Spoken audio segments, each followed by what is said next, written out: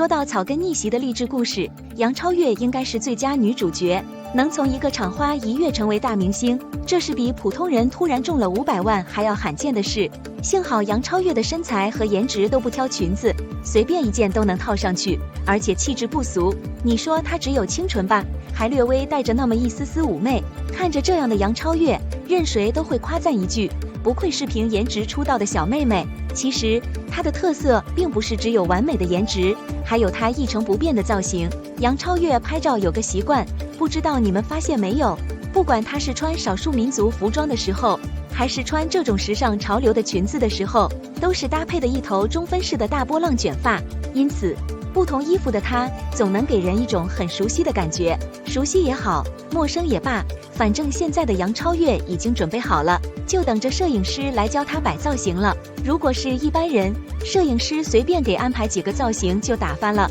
可杨超越来了，她有点激动了。这可是全网最火的几个女孩之一，没找别人拍照，却偏偏找上了她。说实话，她有点紧张的同时，还非常渴望把杨超越拍成最好看的女孩，所以她把脑子里那些适合杨超越的姿势精益求精地想了一遍又一遍，最后才确定。摄影师对杨超越说，双腿夹紧坐在地上，手放腿上看镜头。杨超越笑着说，我穿得太薄又太少，地上还没铺羊毛地毯，地板太硬了，硌得腿疼。可惜的是，选秀出道的明星成名之后，都会有一段时间的沉浸期，好像突然之间就没有了他们的消息。杨超越现在就是这么个情况，其实她这样就已经很好了，毕竟冲上过神坛和巅峰，这是很多女孩一辈子也实现不了的梦。就是这么漂亮的女孩子，有点不会保护自己，穿抹胸裹身短裙来拍照，坐地上合适吗？